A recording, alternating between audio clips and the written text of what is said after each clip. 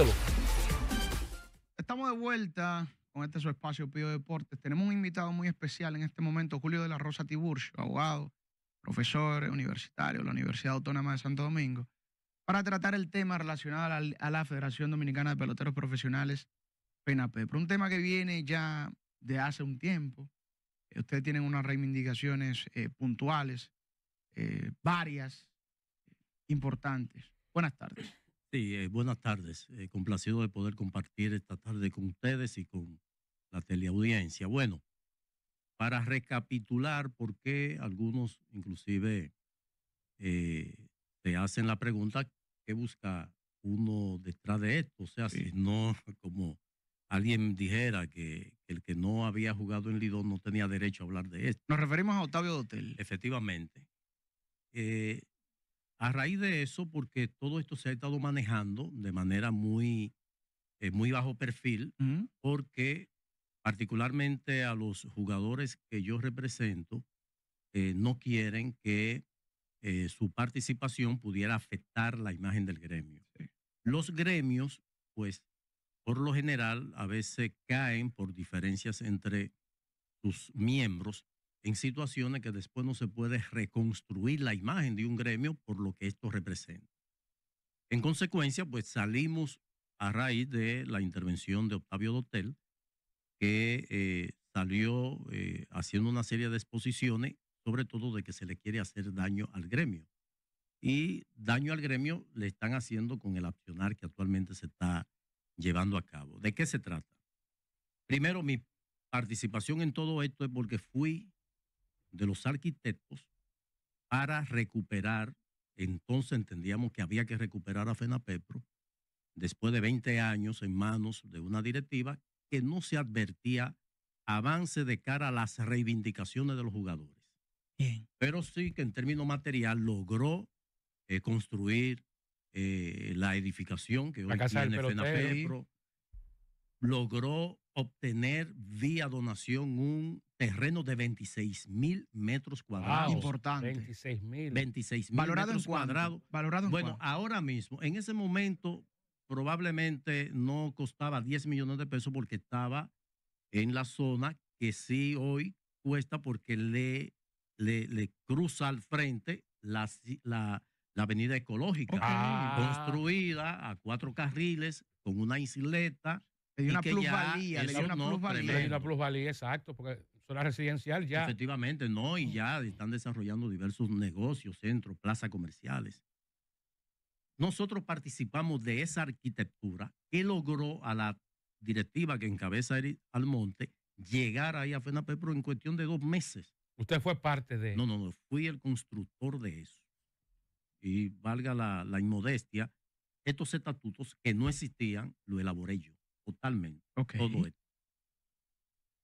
En consecuencia, Pero esa proximidad es un acercamiento de los peloteros encabezados por Eric Almonte para esa intención de recuperar. Efectivamente. Lo buscan a así usted mismo. para que los ayude. Eric tenía una relación de amistad con uno de mis hijos y es mi hijo que ya no son amigos. No.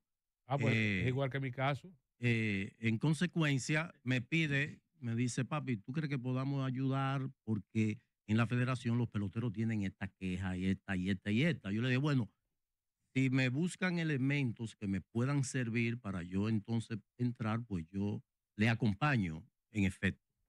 Lo hicimos, tuvimos reuniones con la directiva, sobre todo por el tema transparencia, porque yo desde una instancia que dirijo, abogo por la transparencia, tanto en el sector público como privado. Sí. Digo yo, es que aquí se está actuando con poca transparencia y creo que debe ser el norte de toda organización. Un paréntesis en ese sentido.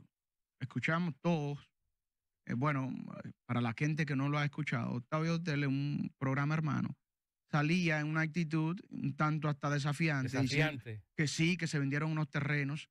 Ok, de vender usted puede. Ahora, hay un sinnúmero de cuestiones técnicas que usted tiene que agotar para poder llevar a cabo una venta que sea fidedigna. Hábleme un poco de eso.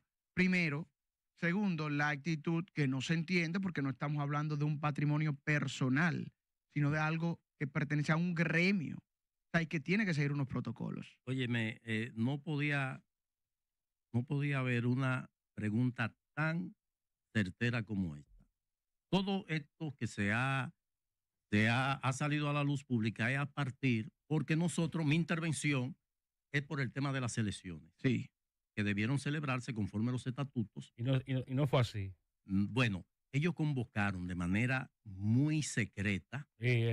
No le permitieron a nadie hacer una plancha porque fue todo muy atropellado. Ahí es que yo intervengo a instancia de una serie de jugadores que me dan un poder.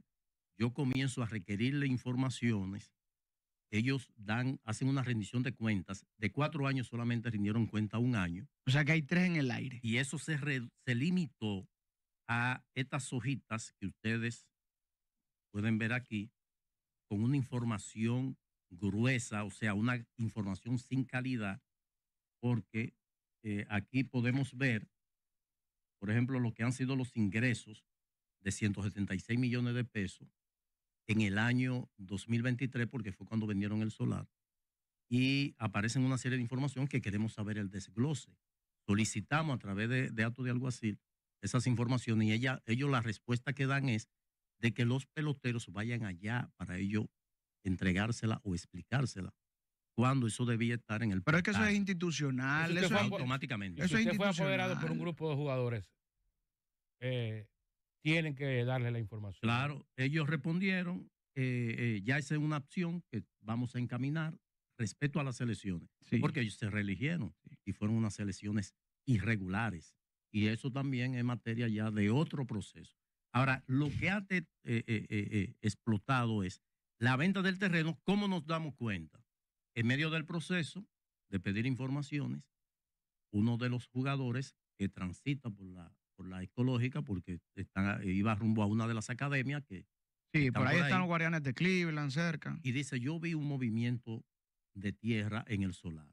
Pues nos apersonamos, verificamos que sí, me voy a la jurisdicción inmobiliaria y cuando hago el levantamiento me encuentro con que el terreno había sido vendido a una empresa que es quien está apoderada actualmente de eso.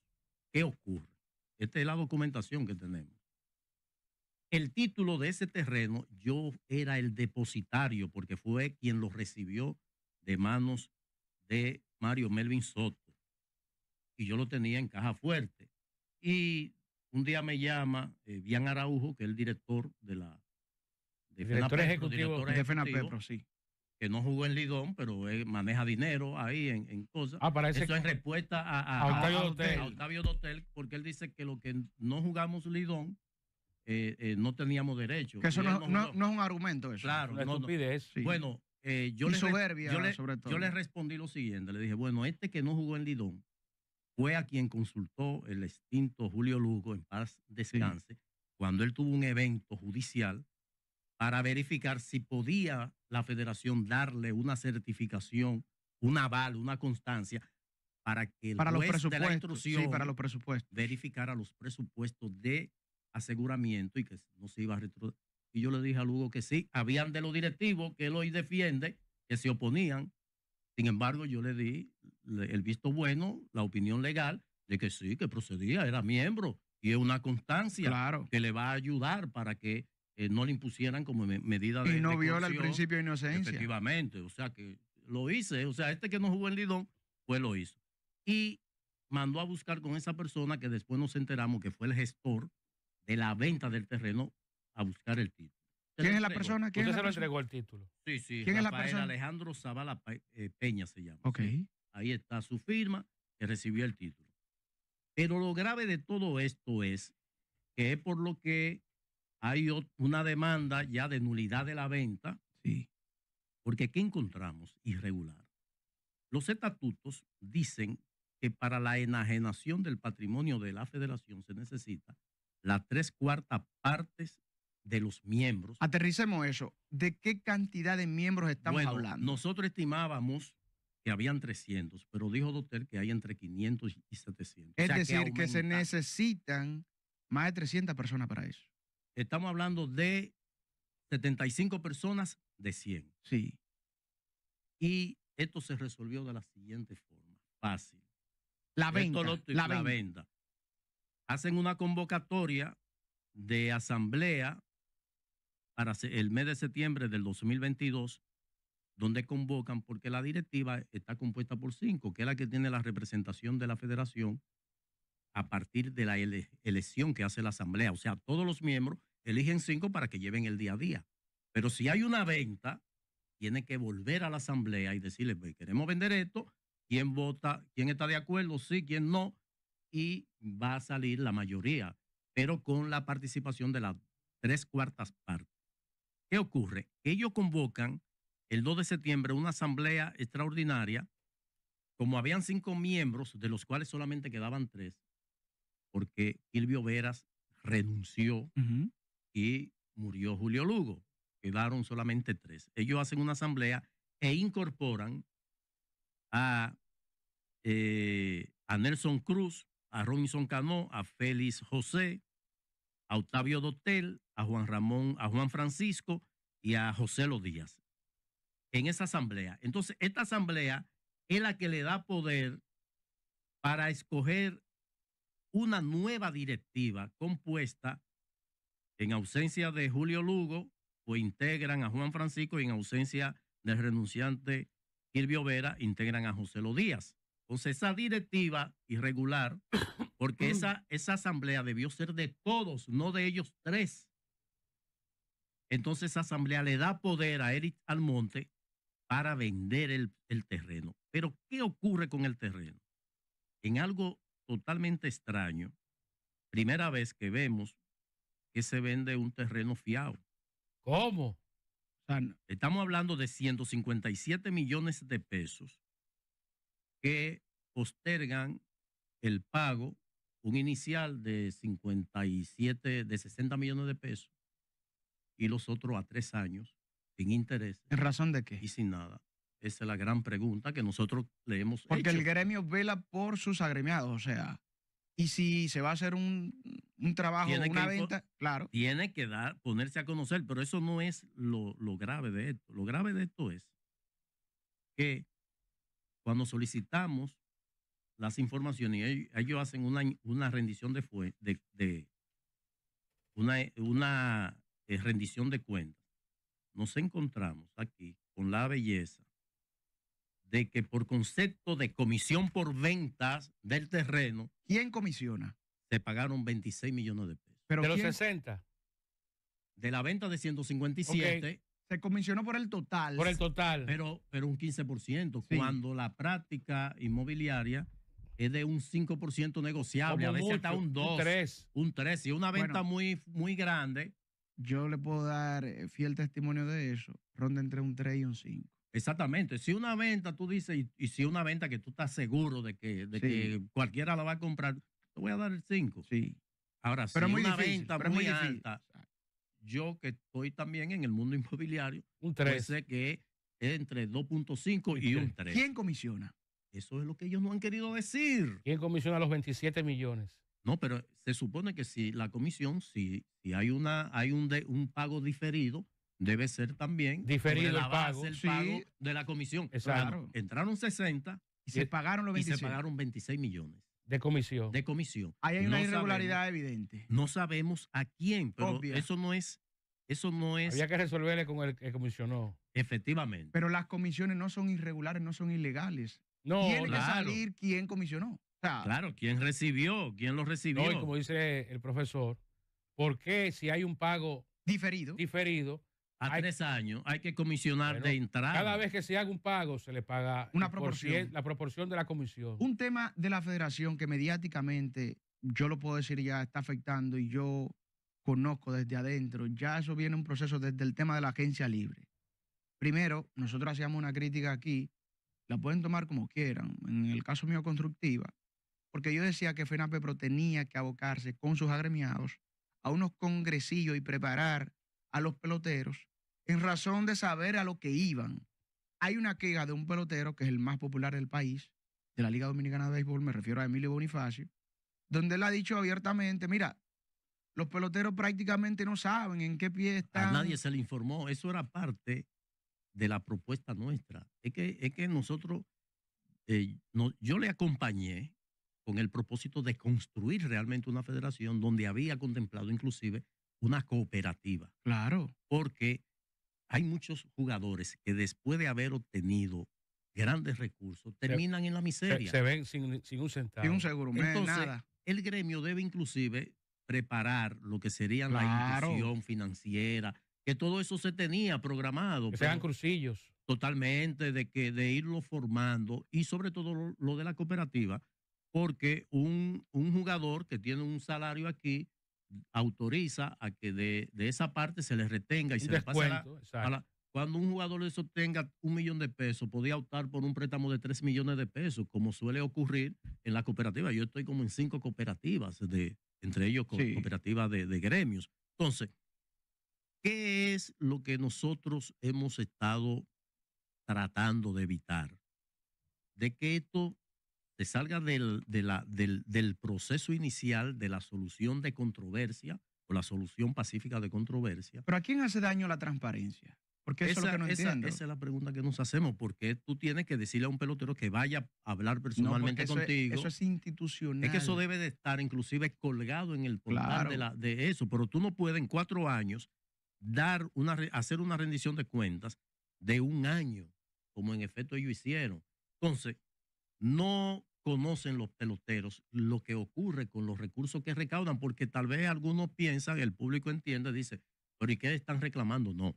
Es que hay un acuerdo donde la liga le transfiere cada torneo $225,000.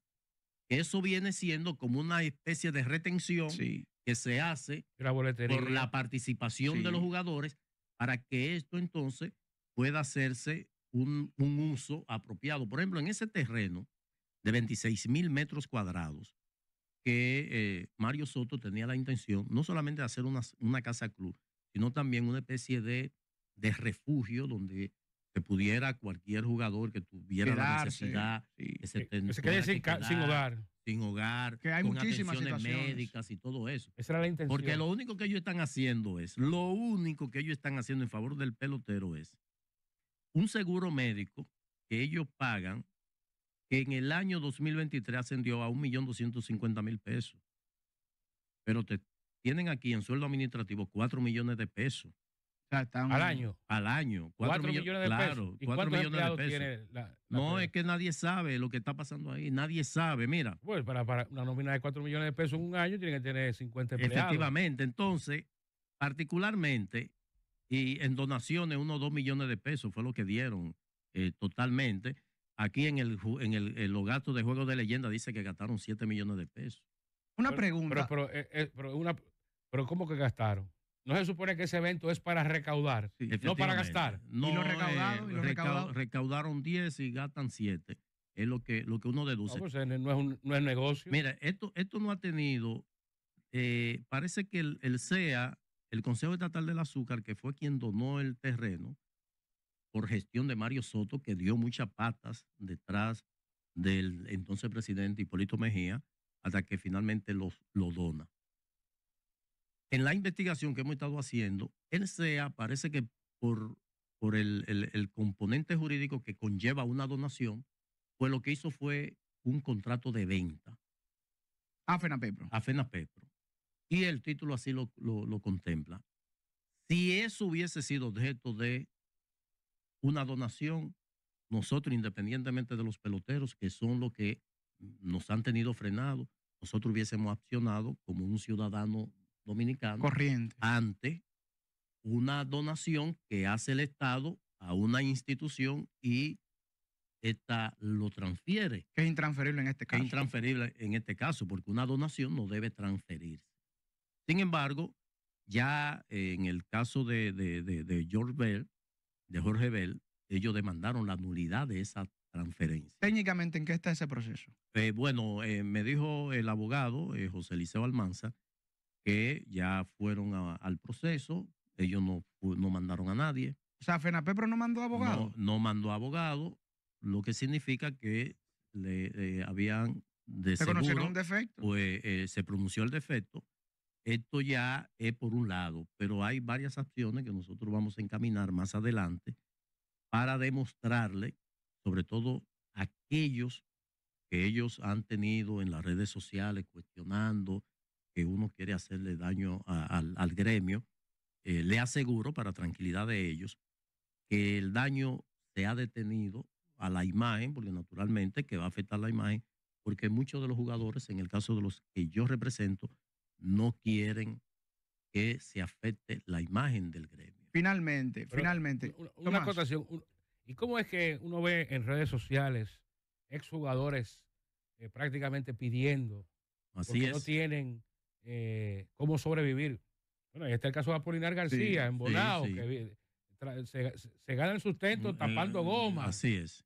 ¿Y cómo es que su gremio, que obtuvo beneficios por la venta de un terreno, no es capaz de asignarle una pensión digna?